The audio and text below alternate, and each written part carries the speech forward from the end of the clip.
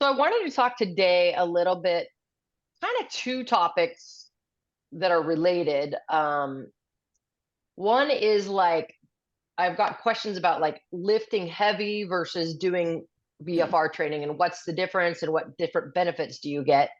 And then sort of along those lines, like what's the optimal way to fit BFR into a total sort of exercise program? Like how much BFR should you be doing versus how many other things? So I'm going to kind of try to tackle both of those sort of general questions today. And then if you guys have more questions about that, great. And then if we have more time and other questions come up, that's also totally fine. I want this to be interactive, but I'll start with just kind of answering those questions and then we'll turn it into a little more interactive. So, so I've done a lot of research on BFR and the different benefits, and I'm trying to learn as much as I can about the difference between BFR and lifting heavy.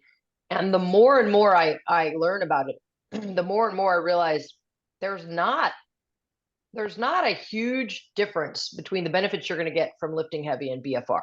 Meaning that if you do BFR with light load, you're going to get easily the same benefits without the downside of sort of stressing out your muscles and particularly your joints, especially as we get older, and or if you already have joint pain, without exacerbating that and being able to build strength without putting stress on the joints. I've talked about this a lot, so anyone in this program probably already knows this, but this is why BFR became really big for post surgery. Like someone with a knee replacement, the PTs will use BFR because they don't want to put stress on that joint, but they don't want them to get atrophy in their leg, or they want them to build their muscle back quickly. So it's totally been proven that you can build strength and completely reduce the amount of stress on your joints.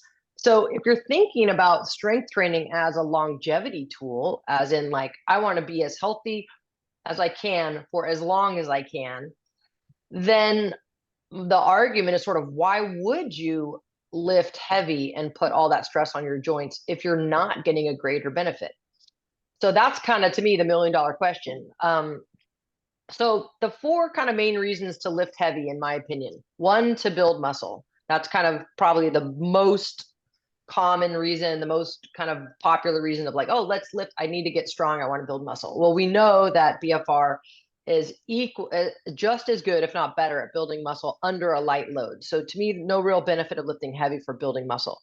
The other one that we hear a lot is bone density. So as we age, and particularly women, as our hormones change, bone density becomes important for us to maintain. And the two ways historically to build bone is heavier weight training or things with dynamic impact like running or tennis. They've done studies on tennis players, and let's say you're right-handed, your right forearm versus your left forearm, huge difference in bone density. And that's just from that vibrational impact of the tennis ball on the racket. So that kind of dynamic where the tendons pull on the muscle quickly, or heavy load, are the two ways to build bone density. Well, with BFR, all the studies are showing, leaning towards a BFR does the same thing in terms of the increasing the markers in your blood that build bone and decreasing the markers in your blood that inhibit building bone. So both of those are important. So I would say they still need to do more studies on this to really understand it exactly.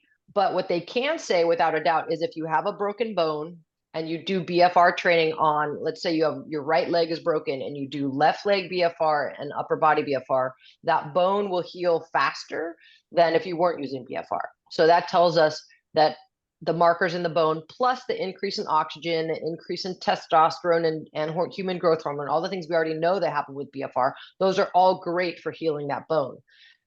It's also been proven that the markers that increase bone density just in general, or increase bone in general, definitely go up with BFR training. So all signs kind of point to BFR being very effective at building bone density. I don't know that I can 100% say it's better than heavy weightlifting or not quite as good. I don't think there's enough research to say that definitively, but it's definitely helping bone density. So that's good.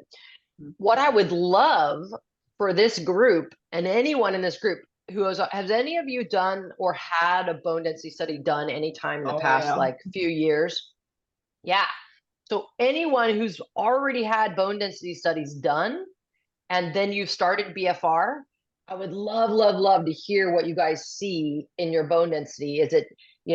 depending on if you, especially if you've already had more than one. Alan, have you had more than one Yeah, bone density study? I've had more than one. Yeah, and I Yeah. broke my wrist, and so they now think I'm I can't remember exactly what they say, but at risk. So Okay. I'll have to go Okay. back and get more. Yeah. Yeah, because it would be great to see trends. And I have seen, there's a bunch of anecdotal studies, smaller studies out there of people who have taken bone density tests a few times or for several years, and then they implement BFR training and their graph changes. Instead of going down, it either flattens or it actually starts to come up. So I think there needs to be more volume of those studies to really know like the statistical, rates of that and what's common. But any of you that have been doing bone density studies, I'd be super interested to hear that. But Okay. yeah, but we know for sure that bone density is going to improve with BFR training more than it would with light load without BFR. So that's for sure. So if you've just been someone who does kind of light to moderate strength training because you don't want to go heavy, by adding in BFR, you're definitely helping your bones. What we need to understand more is how does it relate to with heavy training? Is it the same? Is it better? Is it slightly less? Not exactly sure about that yet. The other reasons to lift heavy, neural power, neural drive, neural coordination. The way we get stronger is our nervous system communicates with our muscles. So in a traditional strength training program, when you first start lifting, you actually don't build muscle tissue for like 6 weeks. What your body's doing is just your nervous system is becoming more adept, more coordinated, more efficient at contracting your muscle fibers. And that's easier for your body to change. It doesn't take as much energy. So that's where your body goes first. And then you keep strength training, then we start getting to muscle hypertrophy. As we know with BFR, we get muscle hypertrophy right away. That's because we're tapping into the human growth hormone, not just the mechanical load. But there are studies that show that our neural coordination, our neural drive, our neural power go up with BFR training. Because we're fatiguing the muscles so much, the nerve has to get more efficient at sending signals to the remaining muscle fibers to get them to recruit. So it does improve neural drive and neural power. And it looks like as much as strength training, they can't really see any difference in the improvement in neural. And then the last is like tendon strength. So if you think about tendon strength, so our muscles attached to tendons, our tendons attached to bones. The most common sort of musculoskeletal injuries is usually some kind of tendonitis, right? Your tendon, which is going from the muscle to the bone, gets irritated. This can happen because the muscle gets too tight and there's pulling too much tension on the tendon and it starts to get micro tears. Or you can strain a tendon, like think of an Achilles tendon tear, right? Our Achilles tendon is probably the biggest, thickest tendon in our body that takes the most amount of force. Like think of a sprinter, the amount of force that goes through that Achilles tendon, all the power in our body that goes right into our foot, right? That tendon is thick and strong. And if you do something too hard, or I don't know if you guys watched the Super Bowl, but Greenlaw from the 49ers tore his Achilles tendon just by running out onto the field. Like, how did that happen? Like, he probably had some fatigue or something was going on, but it's important to have strong tendons as well as strong muscles. Typically with heavy strength training, when you're strengthening your muscles, you're also strengthening your tendons. When you're doing BFR training, there's not as much strain on the tendon because there's not as much load. You're strengthening the muscle, but it still shows because of all the other things, because our brain doesn't know how heavy the load is. Our brain knows the fatigue. So it's still sending out human growth hormone and all the blood markers that improve tendon and tissue strength regardless of the load. So again, I don't know that there's enough studies to again say exactly what's like if you were a power lifter, let's say, and you were trying to lift 800 pounds off the ground because that's what you do for your competition, and all you did was light BFR training, and then you went to a competition and went from normally you're only lifting a third of that weight, and then you went to a competition to lift 800 pounds. How would your tendons do? I don't know if anyone knows that exactly yet for sure, but if you're training for life and health, there's plenty of research that shows your tendons are getting stronger along with your muscle fibers.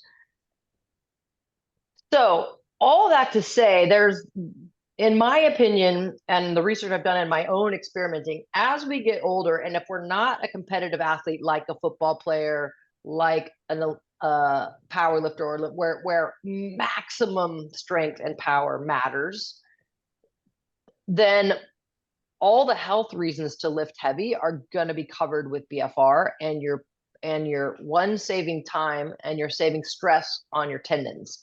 I mean, sorry, on your joints. And that's huge to me. I mean, I have a hip replacement, so that's obviously high in my book for something I care about. But I think most people, after they reach middle age-ish, whatever that means, start to have some aches and pains and start to realize, oh, wait, longevity isn't just about being intense and extreme in our fitness. It's about what's a fitness program we can do for the long haul that minimizes stress but maximizes benefits.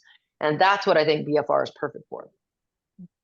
But how do you fit this overall into your routine? So what I do, well, I'll start with a question: how to best fit BFR into your routine. The way I think about exercise, and I train a ton of people who all have different goals and different lifestyles and different amount of time and different amount of sort of how much they value exercise or care about exercise. I have some people that come once a week because they know they should, but they don't really love it. They don't. So like I have a wide range of people. So how do I fit exercise into people? The first thing I do is do the most efficient things first. What are the most efficient things? Well, I used to think heavy lifting and high intensity intervals. Now I think BFR and sprint intervals, or high intensity cardio intervals, which we do in our program with BFR, which makes it even that much more impactful. So what I would say is, for those of you doing this program, doing the 4 days a week of BFR, which combines our strength training and our cardio training, whether you're doing the express 12 minutes or whether you're doing the more advanced 25 minutes, I would prioritize that first, because you're going to get the most bang for your buck for time for those workouts. If you're doing 4 days of BFR, I've kind of played with it, and I feel like that's about the right amount to get the maximum benefits from BFR. I feel like having some days without BFR, where your muscles can get some movement and blood flow without the restriction, is nice to get rid of the lactic acid. Helps you not have.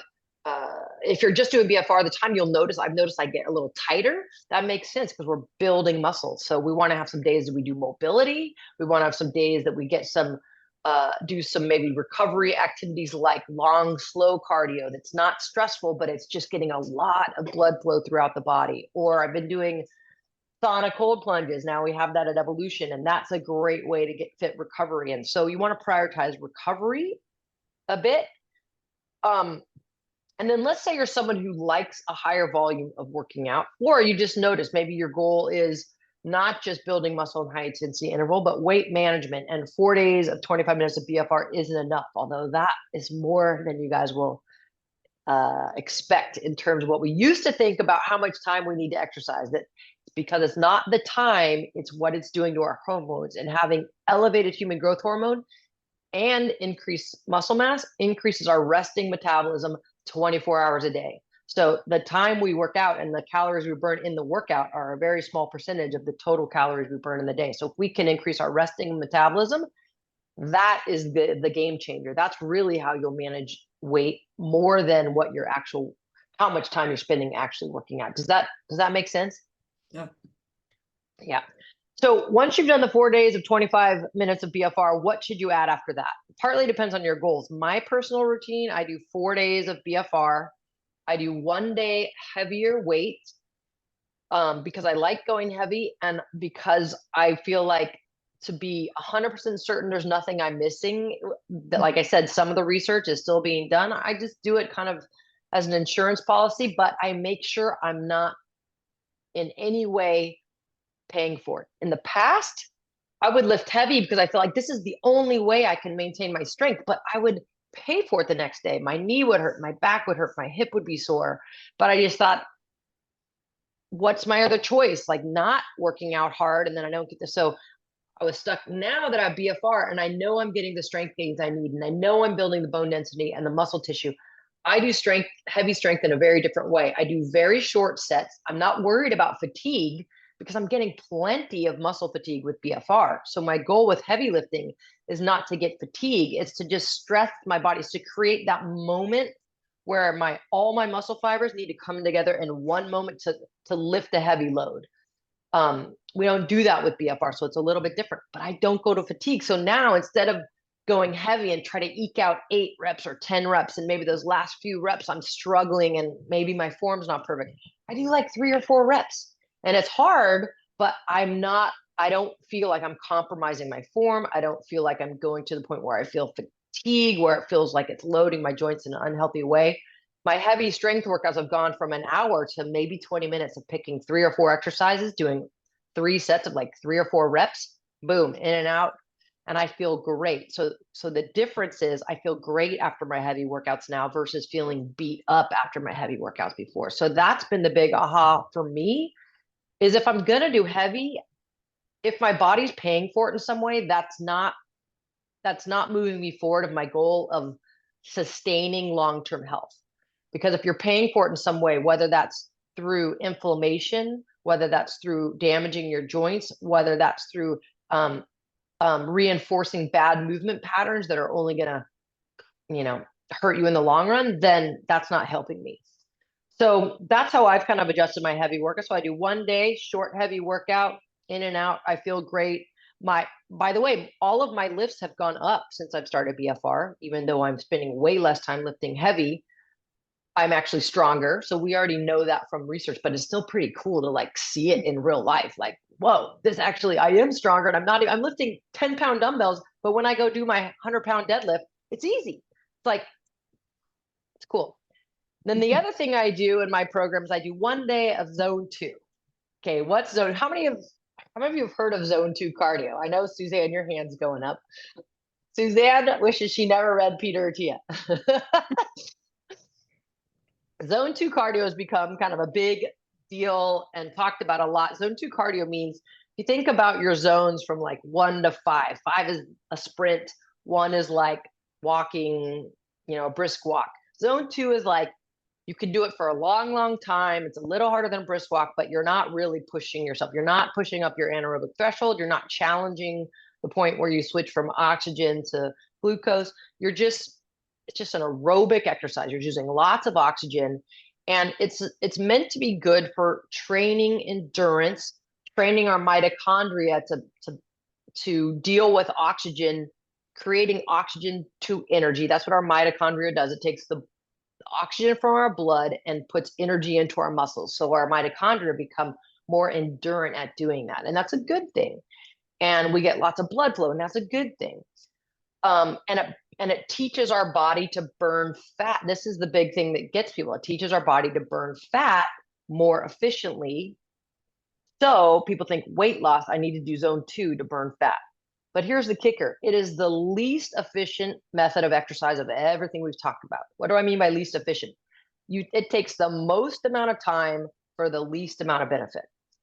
So why do people talk about it so much? Who is it good for? It's good for 2 types of people. It's really good for 2 types of people. Think about someone who's super deconditioned, maybe has never really done cardio in their life. Maybe they're significantly overweight, or maybe they just haven't worked out in a long time, but they're not in good cardiovascular shape at all. They should start with zone 2. Imagine that person that you just maybe pictured in your head trying to do sprints, on whether it's a bike or a verse climber or a row or whatever, like not that great for a beginner. They need to build a base. They need to build a foundation of some amount of fitness, endurance, and heart health. So they need to build that base. But once you've built that base and you're relatively fit, continuing to put more and more time in that base, it's not going to hurt you, but it's just not very efficient. You would be better off spending your time in higher value areas. The other person that is really going to benefit is an elite endurance athlete, or someone who is an endurance athlete and needs to maximize their endurance. So if we're looking to maximize, like I want to compete in triathlons or marathons or 100-mile bike races, I need to have a lot of endurance. Well, then you need to train your endurance.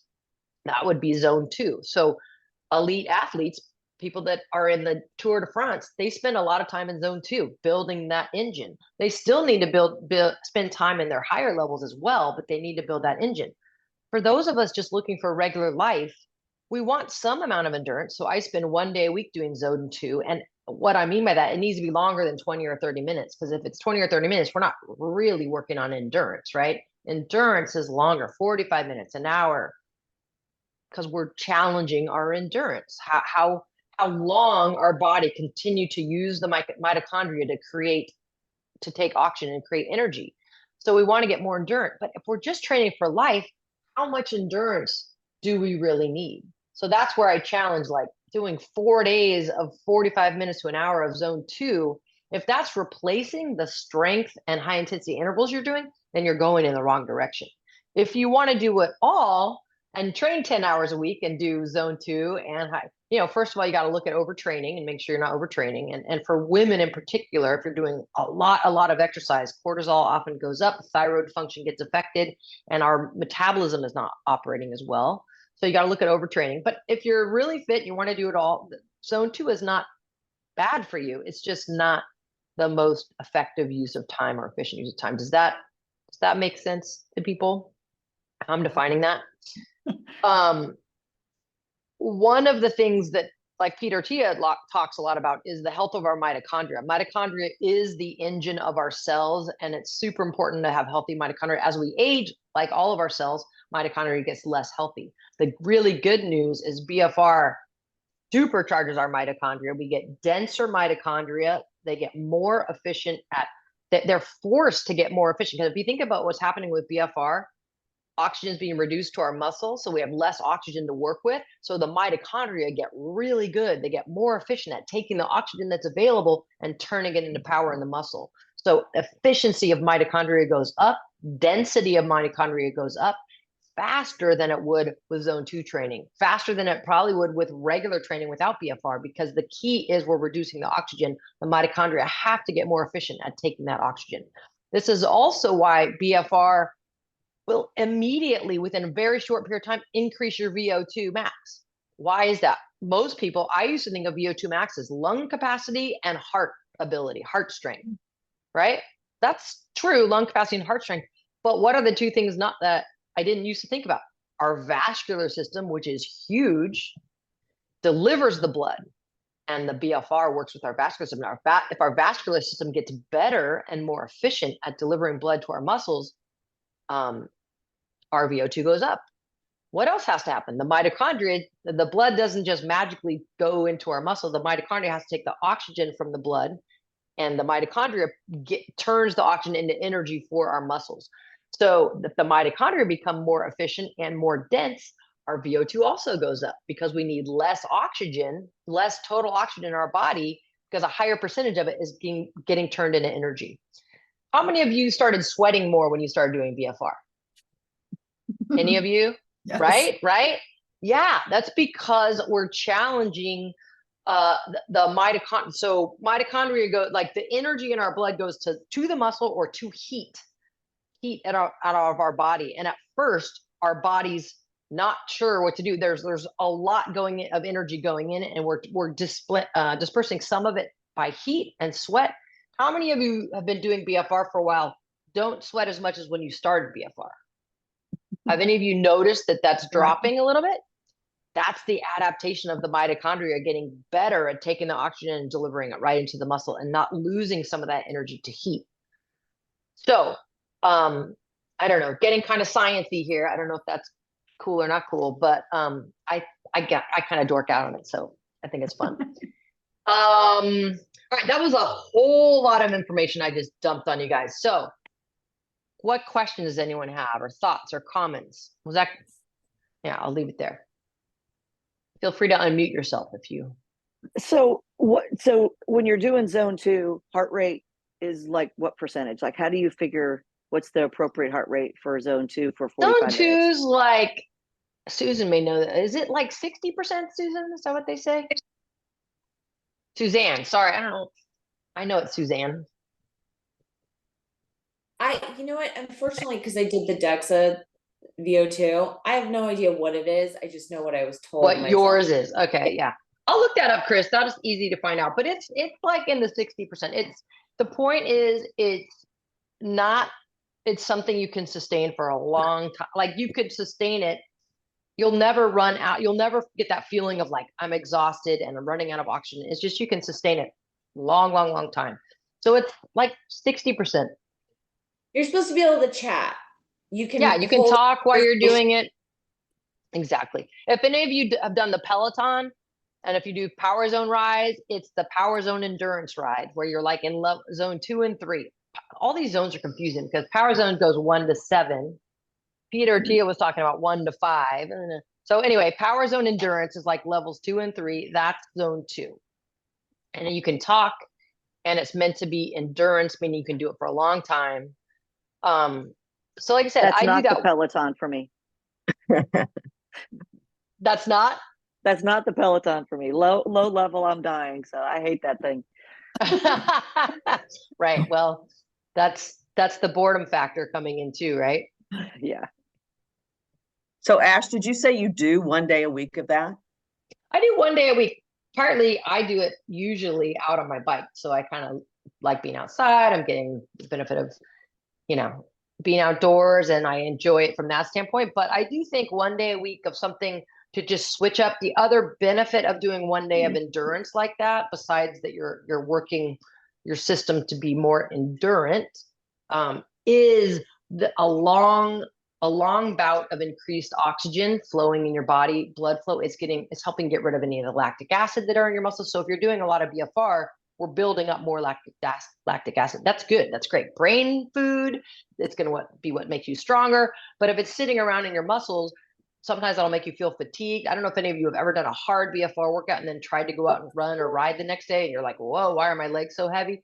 A lot of that's the lactic acid, right? So we want the long, slow will help just kind of flush all that lactic acid out of your body and have it metabolized, getting eaten up by all our metabolites. So that's the other reason why I do it. Oops. So then are you like, we're doing the advanced track. So if I'm doing those for 5 days and then I do the, one long other one, is that it? Or do you do a mobility on the other? I mean, is there anything else you would recommend? I think that, to me, that's a great program. The 4 times 25, there's one mobility day in there. Now what I would say, listen to your body. If that mobility is pretty short, it's like usually a 10 to 14-minute video. If that doesn't feel like enough for you, I know for me, I've definitely noticed I've gotten tighter because my muscles are denser, which is great, but I need a little more mobility. So one thing I'm going to think about doing is add in like maybe a 20 to 25-minute live foam roll or stretch session, like a yoga session, to try to extend that, because I think people need to do that. So if you have your own stretch routine you do at home, or maybe you do yoga, I think yoga or stretching would be a great thing to add to the program. And then one cardio day. I really think the last thing most of you probably need to add is a heavy strength day, unless you've been a lifter your whole life and you love it and you want to just challenge yourself. But if you don't have a lot of experience with strength training and you're feeling like you're gaining all the strength that you want in this program, to me, you're risking injury and stress that's unnecessary, unless that's kind of your wheelhouse and what you do. So Susan, to long answer to your question, adding in that cardio and then maybe just making sure you have the mobility. That's the only things I would add. Okay, thank you. Yeah. So when you add in the strength day, it's only 20 minutes. Are you doing like bis and tris 1 week, and then the next week you do legs, and then the next week, like, how do you get it in? Great like, full question. body? Yeah, great question, because I didn't answer that. I do all full. So on my strength days, I'm not isolating the muscle groups because that's what I'm doing with BFR. So I'm doing like heavy carries, like farmer carries, loading my whole spine. I'm doing heavy deadlifts because that's posterior chain strength. So like all the stuff we do in the evolution classes, Chris, like pull-ups or hangs are really good for shoulder mobility and being able to support our body weight with our arms. But I wouldn't do that for everyone. You got to make sure you have good shoulder mobility. But like some kind of pull, so pull-ups or rows, heavy carry, heavy deadlift, and then I sometimes do a prowler push, which is also just a great like full body. So I'm looking at like full body strength and power. Those are the things I do. And I usually pick 3, 4, 5 exercises at the most. Nothing's isolated. I'm not doing bis, I'm not doing shoulders, I'm doing kind of more full body stuff. Really good question though. Seli, would you ever make a library edition to show some technique for the heavy lifting techniques? Sure. Yeah, that's a good idea. A non-BFR kind of heavy lifting. Yeah. And then when we talk about loading the spine, is there a specific reason why we do that? I mean, I know like to stand tall. I mean, your spine, of course, we want health spine, but has that always traditionally been linked to bone density? like making sure we're building the Yeah. bone density. Okay. Yeah. So now we're getting, Loading spine is bone density. So, yeah. but also posture, right? Like we want to, but obviously if you're not loading the spine with good posture, then you're not training good posture. Like, but loading, you know, making sure we have good posture when we're loading. So we create that strength of posture, but that's really going to be more in like we at the pulls and the rows and stuff we do to really strengthen that mid back. It's going to help our posture. And then the other thing it does besides bone density, there's all these tiny little muscles between your spine called multifidi, and there's a few other ones in there, the spinous process that help to stabilize our spine. And when we do heavy loads, those little muscles get stronger at supporting our spine. So there's this concept called tensegrity, which means when you put more tension on something or more weight on something, if you have strong tensegrity, it actually will create more space. Mm-hmm. So it's that idea. It's a great example is a knee joint. If you have weak quad muscles, your bones on your knee joint are going to be sitting heavier on each other. And so when you're moving and walking, there's more friction. If you're strong, you create that separation to give you freedom of movement. It's the same thing that happens in your spine. So that's the other reason. But keep in mind with BFR, even though we're not going heavy, we're still strengthening those muscles.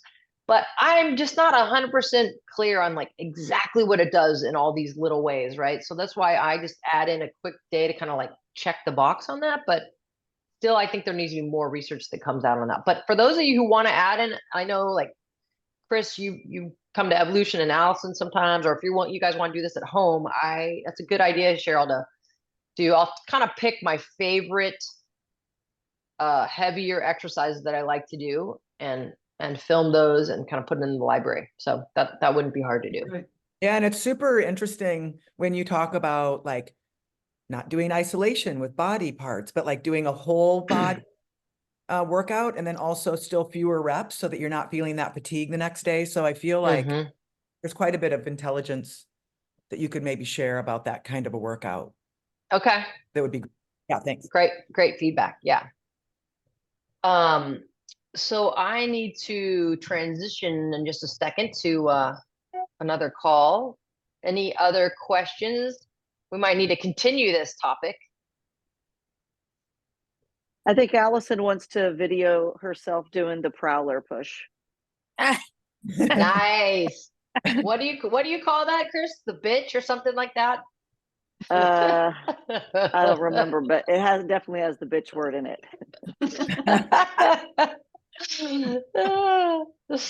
Cool. Awesome. Sally, thank you. Yeah, this was awesome. Thanks. Thanks for being here. Really good. Good.